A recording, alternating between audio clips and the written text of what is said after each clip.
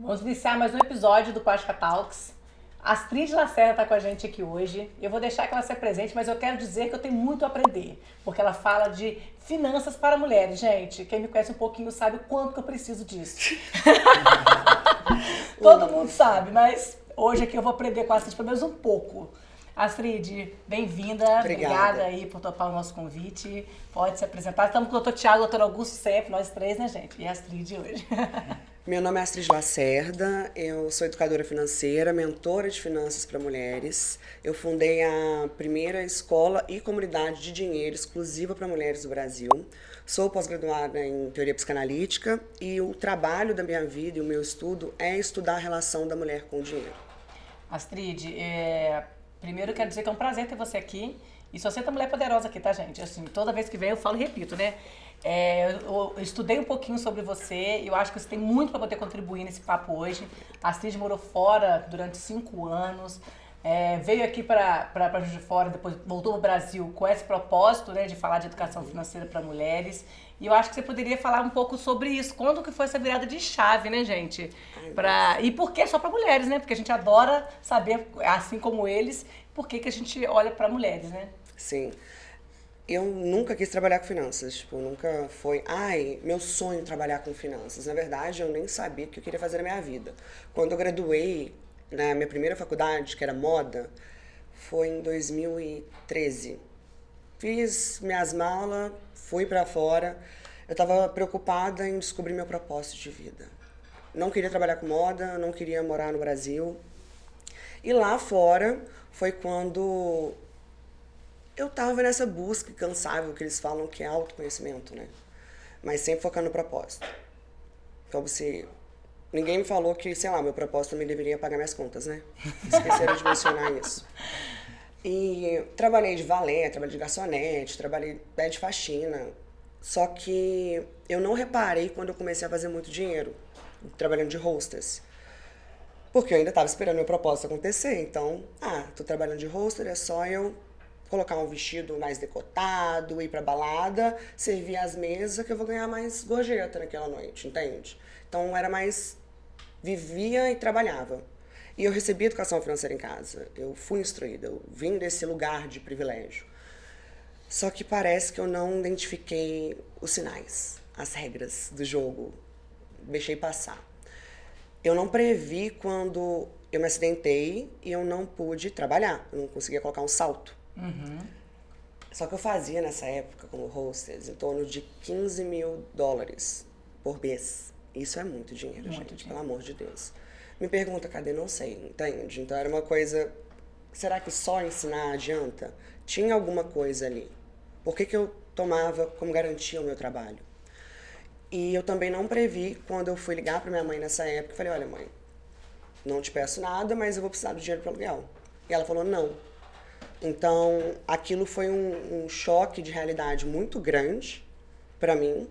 Eu não consegui conceituar o que foi aquilo, hoje eu consigo. Eu sofri um desamparo, tanto financeiro e afetivo também, porque a gente tem essa expectativa que, me colocou no mundo, né? Eu não pedi para nascer, você me deve alguma coisa. Claro que não deve. Eu já era uma de idade, já era adulta, só que eu não reparei que eu estava brincando de adulta.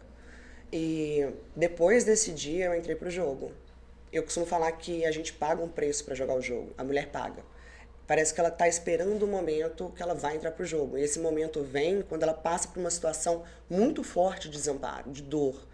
A gente vê que acontece não só em mulheres que têm condição financeira ou só em mulheres que não têm condição financeira. Uma mulher que não tem condição financeira, ela pode estar submetida a um relacionamento abusivo.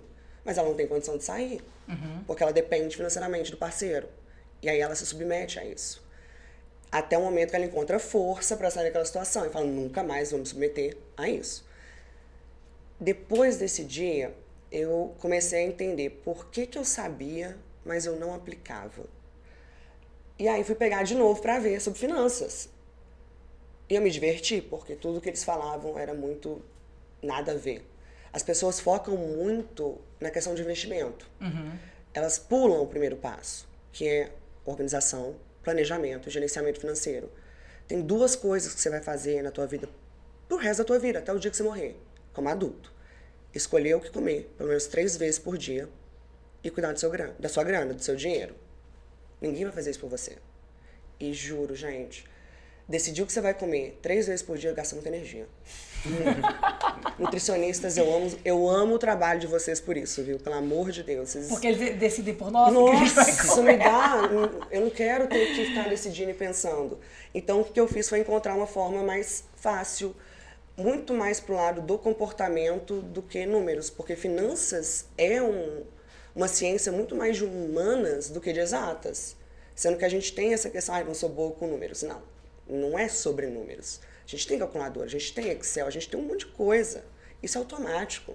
Mas e a tua relação com o dinheiro? E aí eu comecei a ajudar umas amigas próximas com a minha metodologia de ensino.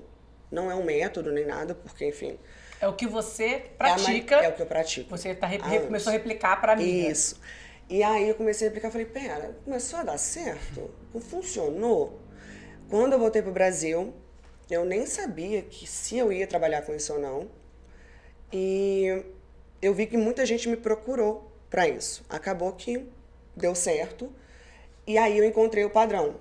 Eu atendia tanto homens quanto mulheres. E no começo eu não tinha essa noção de desamparo, que a mulher tinha uma dor diferente, que a mulher pagava um preço.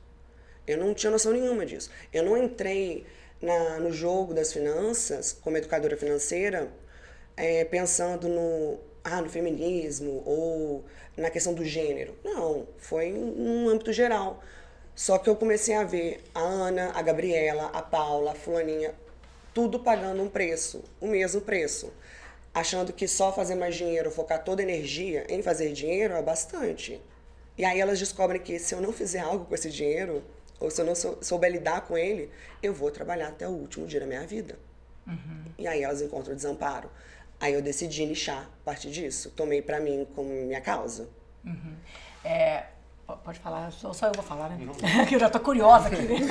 Antes de começar, você falou que mudou, que não chama mais de finança, educação financeira, e fala de dinheiro mesmo. Sim. Explica pra gente essa diferença. É difícil as pessoas entenderem que finanças é igual medicina. Quantas áreas existem dentro da medicina? Se for falar de finanças, a gente tem partes também. E quando falamos educação financeira, a educação financeira ela não deveria abranger só a questão de investimento. Só que a maioria, muitas pessoas, acredito que elas pensam que é só investimento, sendo que não é. Até porque para você se sentir seguro para investir, ou saber que está no momento de investir, de dar espaço, você tem que passar pelo primeiro passo, que é a organização, botar a casa em ordem. Não tem como você se planejar para aposentar, ou quitar uma dívida, ou viajar para Disney, o Grand Canyon, o que for, você não tem noção do que tu tá vivendo agora, que é a organização. Quanto que custa serial? Qual o valor, o seu valor, todos os meses é o mesmo valor. Existe um padrão. Socorro. Socorro. Existe um padrão de comportamento de consumo. A gente precisa encontrar esse padrão, porque o seu comportamento de consumo é a forma que você interage com o mundo ao teu redor. Isso muda de indivíduo para indivíduo. O orçamento mensal é o quanto essa interação te custa. E é isso que eu busco fazer com que as pessoas entendam. Se você tem esse valor, beleza, agora você sabe quanto que você precisa para aposentar lá na frente. Espero que um pouquinho mais que isso, né? Porque vai demandar muito mais coisas. E o seu nicho é público feminino. Feminino. Qual que é o padrão assim, de diferença que você percebe do público feminino para o masculino de consumo e até mesmo de investimento? Cara, Lá em casa, o público feminino, né, Patrícia, é mais conservadora. Não gosta muito de arriscar, não. Certamente ela é a conservadora em termos de investimento, você diz. De investimento, de Por quê? baixo risco, então De é algo que... Consumo já ia falar que a Patrícia tá na exceção. E por incrível que pareça, de consumo também é bem tranquila. Viu? Pois é, então. você é consome exceção. mais ou menos que ela? Talvez... Vocês dois têm que achar que não consome nada, viu? Não, muito parecido nos dois, viu? Muito parecido. Uma parceria de sucesso. Deve Parceria de estar com a sucesso. poupança, que é o tio Patias, deve estar aqui, feliz da vida com esses dois. Sim. Mas vamos lá, a questão de ser conservadora, real, é Isso mesmo. verdade. E saiu recentemente um estudo, uma pesquisa sobre isso, falando que as mulheres elas deveriam começar a investir mais, porque sim, a longo prazo elas têm resultados muito melhores. por conta de prudência. Mas aí a gente tem que pensar qual público que a gente está falando. De um público que ainda não investe ou de um público que já investe. Quando você já investe, obviamente você vai ser mais prudente. Você tende a pensar mais nas consequências do que os homens. Agora, o público que não investe, que ainda não se sente seguro para isso, tem aí um ponto que precisa ser trabalhado na mulher, que é o que atrapalha ela na vida. Ela acredita que qualquer decisão que ela for tomar vai ser a decisão errada. Então, ela prefere delegar para terceiros ou cumprir apenas o papel dela de já estou trabalhando, já estou fazendo minha parte, toma aqui, você administra por mim. Então, o maior erro das mulheres, quando se trata do dinheiro delas, é a falta de tomada de decisão, é a falta de autonomia. Terceiriza essa função para o outro por insegurança? Insegurança. Você acha que isso é crença limitante que a gente traz assim, dos nossos pais, Sim. de realmente de o pai, a figura masculina, né? Ser o provedor Sim. da casa e a mulher achar que não é capaz de fazer a gestão do próprio dinheiro? Você acha que é isso? Isso. Não só isso. A mulher, ela pensa muito que ela não é boa o suficiente. E esse sistema que a gente vive, o sistema em si, ele reforça isso. Vamos pegar uma criança. Você tem filha? Todo mundo tem. Todo Mas mundo. alguém tem filha? Eu. Você tem filha e filho? Filha, uma de 10 anos. Não, só uma menina. Por exemplo, a criação que a gente dá para as crianças. Um menino, espero que esteja mudando hoje em dia, e não vou nem falar da questão de brinquedos. Um menino, a gente fala, deixa se machucar mesmo, bom que aprende, leva pra vida. A menina já tem uma outra visão. Os pais passam a tratar a menina como se fosse um bibelô.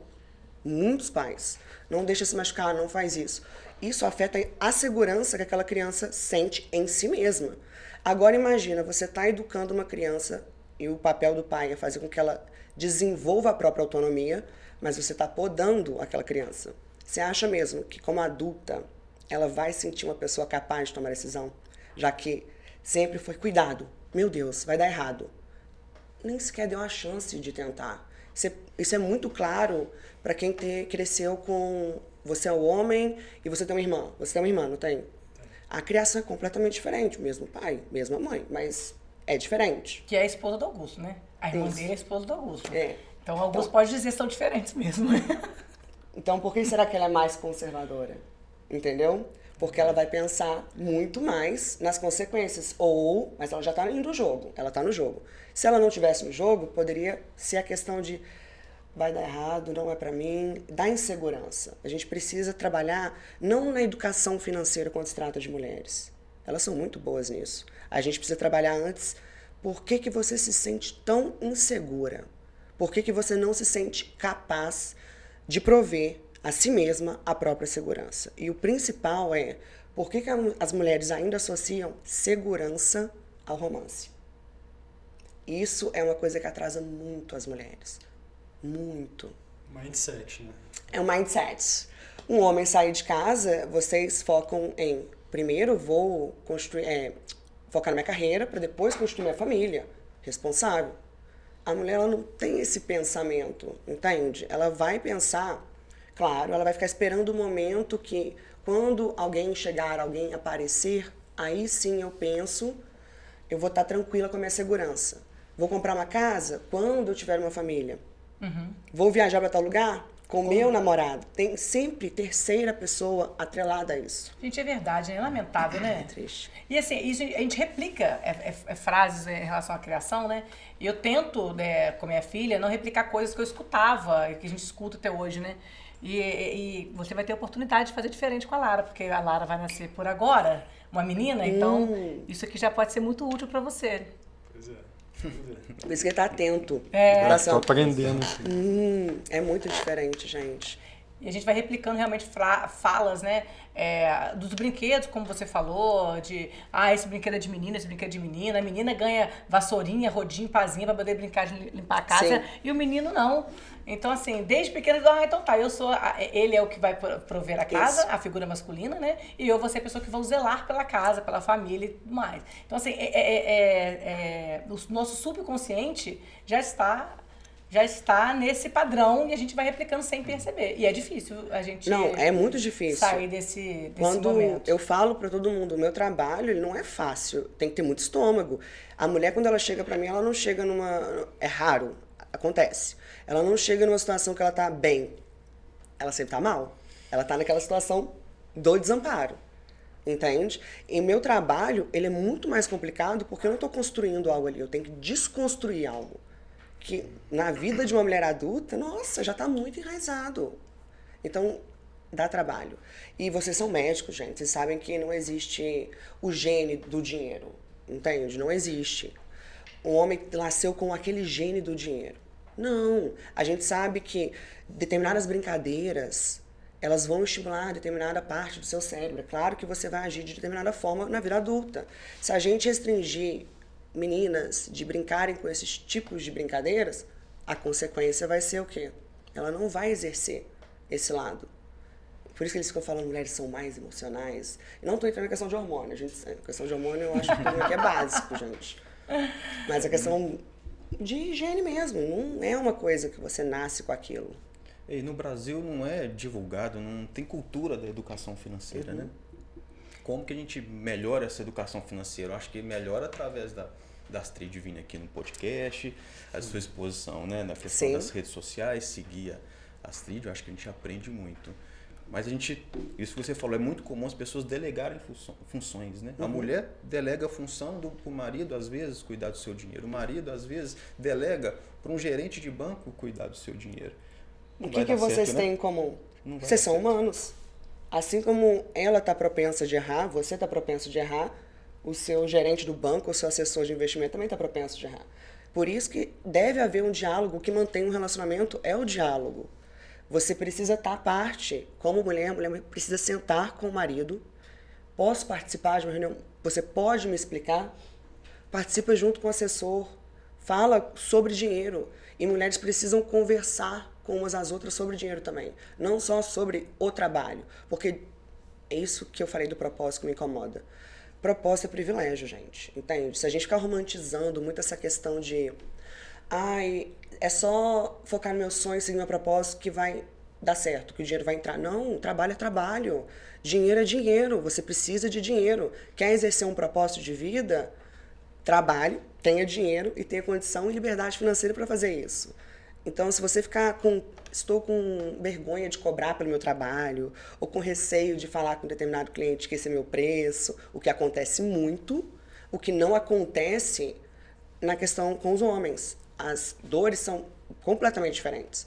Então, a mulher ela tem muito mais insegurança com aquilo que ela é boa, de não acreditar nela mesma. Então, ela não acredita que é nem justo cobrar certo pelo trabalho que ela faz. Então, influencia tudo na vida dela. Não se acha merecedora. Não. Essa questão da insegurança a gente vê muito e trabalha muito com isso também, né, Augusto? No consultório a gente vê muitas mulheres que às vezes estão ótimas, super bem, mas buscam a cirurgia e às vezes um detalhe que a gente muda traz uma segurança desproporcional para aquele detalhe. Né? Então, às vezes colocar um silicone traz um empoderamento, apesar de eu não gostar dessa palavra, mas traz uma força, uma confiança para a mulher que assim, é incrível essa transformação. Né? E você já passou por isso. Passei. Conta pra gente um pouquinho, de onde surgiu a vontade de fazer cirurgia? O que aconteceu? Engraçado, igual finanças, nunca tive vontade. Sempre falei, não vou colocar silicone. Eu gostava dos meus peitinhos. Só que foi quando eu entrei no treino, na musculação. E aí eu vi meu corpo mudar de verdade. Não era aquele efeito sanfona. Eu tinha controle total do meu corpo. Se eu quisesse mudar o ombro, eu mudava em 2 semanas. Se eu quisesse diminuir meu bíceps, em 1 semana. O percentual estava muito baixo e eu comecei a ficar com o peitoral do Marcelo, do meu boy. E, literalmente peitoral mesmo. Você lembra? Eu estava com a divisão de peito. E eu falei, cara, acho que vou colocar silicone. Mas como uma boa TDAH, o Marcelo pensou assim, será que é um momento de impulsividade? Ele chegou e falou, se essa ideia permanecer por mais 2 meses, amor, se você ficar sentindo... É porque a minha casa foi quase uma impulsividade de compra, mas graças a Deus eu comprei, tá? Se você ficar insistindo, persistindo nessa ideia, ok. Aí persistiu. Só que 2 meses é muito tempo pra pensar, né? Eu tenho uma agenda muito corrida. Nossa, desculpa fazer tua vida uma loucura, porque eu falei, então, eu só tenho essa data. Dá? Não dá? Então, só vai ser essa data. Aí eu fui e fiz. E, cara, é outra coisa. É uma coisa assim, não era nem por conta do que os outros falavam, porque ninguém nunca... A gente vai muito por crítica da internet, né? Nunca ninguém falou, nem chegou pra mim e falou sobre isso. Era mais a maneira que, quando eu estava sem uma blusa, eu me enxergava. Eu não gostava de como eu me enxergava. E como eu tenho um percentual de gordura mais baixo, e por conta da musculação, eu vou ter traços na parte superior mais masculinos, por conta do músculo. Eu não queria me enxergar assim, eu queria ter um equilíbrio ali. Aquilo ali mudou completamente, colocar o silicone. Foi ótimo e rapidão. Você teve algum medo para fazer o procedimento, algum receio? O que passou na sua cabeça? Minha primeira cirurgia, sim. Nossa, com certeza. Eu acho que dá um medo, principalmente se você nunca operou na vida, dá muito medo. E eu sou fumante. Então, acho que essa foi a minha principal questão no começo. Eu falei pro Thiago, eu tenho que parar com o cigarro, ele falou, passou o protocolo. E eu falei, então, mas eu não fumo socialmente, eu sou fumante old school mesmo, malborão, todo dia, o que eu faço? Diminui, vai até cortar. Não sou exemplo, gente, não indico. Então, aproveitando o tema cigarro, depois eu quero saber por que você escolheu como é que você chegou até a clínica deles, né? Mas você é saudável, se cuida, bonita, faz esporte. E o cigarro, onde que o cigarro entrou na sua vida? Então, vamos desconstruir essa ideia também de que, por exemplo, o nível que eu treino para ter um percentual baixo de gordura não é saúde, né? A gente precisa ter essa noção. Um atleta, se você pegar, ele não é saudável. Alta performance não é saudável. De jeito nenhum. Tanto que você mantém aquele corpo por um tempo e você volta ao corpo normal. Mas tem um objetivo. Quando eu entrei na academia, eu entrei por questão de saúde mental. Eu estava afundada em depressão. Afundada mesmo, tomando muita medicação e bebendo muito álcool. O meu melhor amigo, o Nassip, ele é endócrino, e ele já insistia para cuidar de mim. A gente é amigo de infância. Ele viu, ele acompanhou eu definhando, só trabalhando, e esquecendo de mim. E ele falou, olha, deixa eu cuidar de você, pelo amor de Deus. Aí eu aceitei. Eu não fazia ideia da melhora que eu ia ter na questão de saúde mental. Então, o cigarro é a mesma coisa. Eu sei o quanto da minha saúde mental que vai me custar parar de fumar. Entende? Eu sou muito consciente. Várias vezes já falei assim, vou parar dessa vez? Ok, como que tá o meu ambiente, a minha agenda, a minha rotina? Porque eu sei as crises, eu sei como que é uma abstinência, por isso que eu falo, não fumem. E cigarro é completamente nocivo, não só para mim, mas as pessoas ao meu redor. É diferente. Eu entendo que todo mundo tem suas próprias batalhas, seus vícios, né? Seus BOs. Mas o cigarro, ele afeta outra pessoa. Então eu tento evitar não fumar perto de outras pessoas. Mas, para mim, eu sei o quão ruim é. Mas eu também sei que desde o início minha saúde mental era o foco. E continua sendo. Mais do que a física. Aí é consequência. Então, de repente, o que falta é você estar segura para tomar decisão e enfrentar o que a abstinência vai te trazer de estresse, de alimentação, de descontar na comida, né? Eu acho que assim, nem é descontar na comida. Igual, meu trabalho ele é tenso. Eu lido com mulheres com histórias muito pesadas. Então, eu tenho que ter muito estômago. Não é só eu vou descontar em outro lugar. É uma coisa assim, eu procuro por algo, meu Deus, é um momento que eu vou sentar ali na minha varanda, vou respirar e falar, que história que ela acabou de me contar.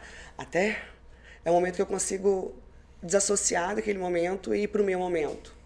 Então, não acho que falta segurança nem nada. Se eu quiser parar, eu não vou parar. Eu sei o preço que eu vou pagar para parar. Não tô pronta ainda. Será que um dia eu estarei? Essa é a questão. Essa é a vida. A gente espera que sim. Mas eu lembro direitinho, você me mandou mensagem falando da cirurgia, e você tinha uma data muito específica para voltar a treinar, que você ia ter uma competição. Isso. Então você chegou a competir como fisiculturista ou não? Não é esse tipo de competição? Saúde mental. Eu queria competir final desse ano. Aí a gente marcou bem rápido a cirurgia. Por conta desse prazo, eu precisava voltar pro treino. E por conta da saúde mental, eu decidi não competir esse ano. E aí coloquei para o ano que vem. Pretendo, talvez eu vá competir. Mas é a mesma coisa, você não vai estar bem da cabeça. A atleta não é saudável. A minha cabeça não estava alinhada. Desculpa, eu vou movimentar a tua agenda inteira para você lidar com minhas datas. Aquela competição que eu achei que ia ter, Que não teve. Foi mal. E como que foi o pós-operatório, assim? Você voltou a malhar com quanto tempo? Eu posso falar ou você vai brigar comigo? Não siga o meu exemplo. Se deu tudo certo. Acho que... Cada corpo é um, hein? Depende. Então, não siga o meu. Foi muito de boa. Muito tranquilo, a ponto de que eu tava esperando o Habits da minha casa sair. E tava demorando. Falei, então eu vou operar. Já que tá demorando, o que aconteceu? É só operar que o Habits sai. Então teve uma mudança. Eu saí do hospital. Aí tava eu pregando espelho no outro dia, com prego, martelo, pendurando, instalando ducha. No dia seguinte? No dia seguinte. O Astrid, mas aqui é super comum esses relatos. Então, tô eu tranquilo. gravei o Plástica Talk 7 dias depois de ter operado. Fui dirigindo. Aí cheguei, gente, sabe que o Thiago vai ver que eu tô chegando dirigindo? Porque eu dirigindo, ele ainda quis segurar. Eu cheguei lá no Alphaville dirigindo. Na porta da casa, não vou ver. Não, foi super tranquilo. É super tranquilo, eu não Super, senti. né? Eu não, igual as medicações que passa depois, que são pra dor, estão fechadas, eu não tomei em nenhum momento. Não tive nenhum problema com a questão de cicatrização. O que me incomoda é o sutiã, é óbvio, né? Porque eu nunca usei sutiã. Usar sutiã cirúrgico incomoda aqui no ombro, pra puxar, né? Fica segurando. Só isso. Nada que uma massagenzinha não resolvesse.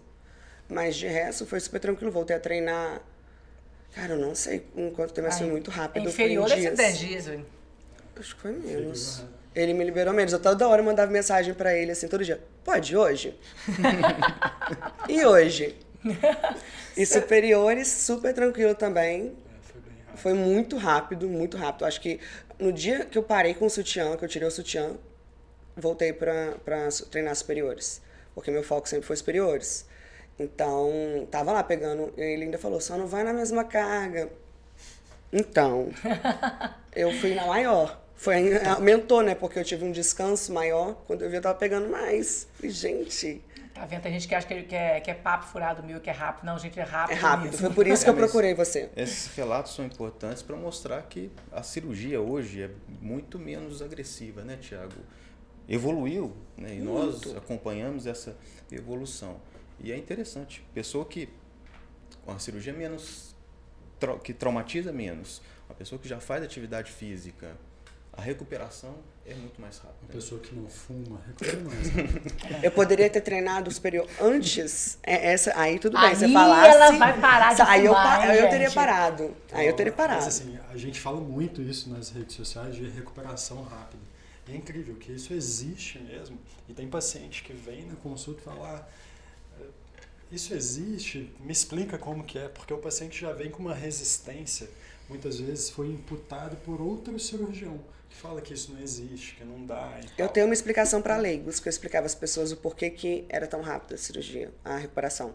Posso falar? Pode. Igual, por exemplo, imagina o quão agressivo que é você comprou 3 próteses de tamanho diferente e ficar colocando no teu corpo durante a cirurgia para testar qual tamanho é melhor.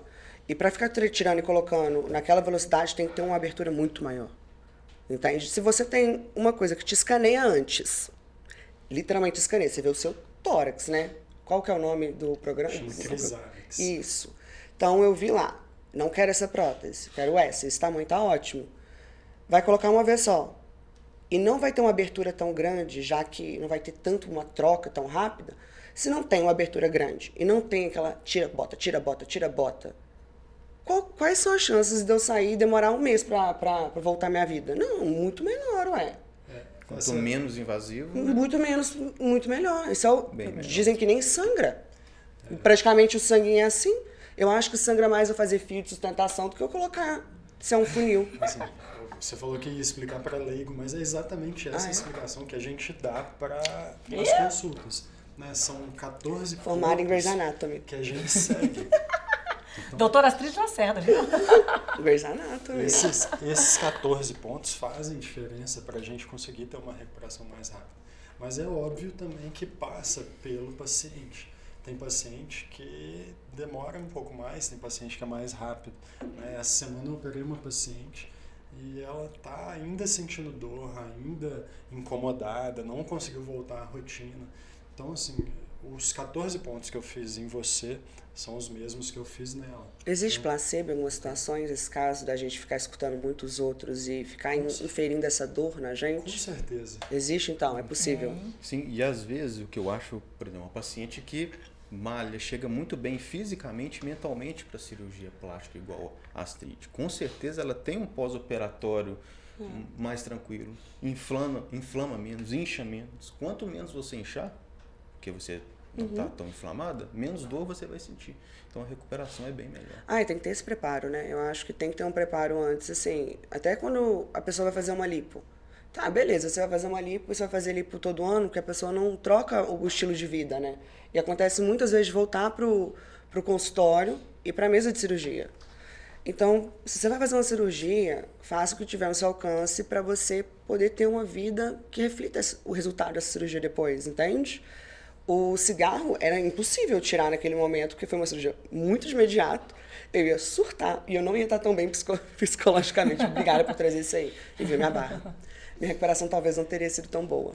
Então, acho que a gente tem que abraçar esse novo estilo de vida. Hein? Você está fazendo isso para você, sabe? Começar a se tratar com mais carinho também. E como é que... Pode falar. O cigarro e a cirurgia plástica realmente não combinam. Não né? combina mesmo. E a nossa consulta não é uma consulta específica de cirurgia plástica, né? É de gerar saúde. E é muito comum as pessoas, pacientes nossas, que a gente estimula parar de fumar para fazer a sua cirurgia plástica e não voltam a fumar. Isso é mais importante do que fazer a cirurgia plástica. Isso aconteceu recente, um esposo acompanhando a mulher que fez a cirurgia plástica, que eu assim, estimulei muito a cessar o tabagismo. Ela parou de fumar, porque era um sonho fazer uma cirurgia, era uma cirurgia diferente da sua, de mastopexia, abdominoplastia, um pouco maior. Que eu coloquei isso como um critério para fazer a sua cirurgia plástica. Ela colocou um objetivo, um sonho. E depois o esposo deu um relato que a melhor coisa que ele fez na vida foi ter apoiado, incentivado e ter apoiado ela a fazer essa cirurgia, que não pela cirurgia. Mas largou o cigarro. Se eu parar um dia assim de vez, por uma semana eu não volto, não. De jeito nenhum. O máximo que eu consegui foi 3 dias, e aí eu vi minha mãe, fuma pelo amor de Deus que você está insuportável. Então, Se a mãe falou isso. se a minha mãe falou isso.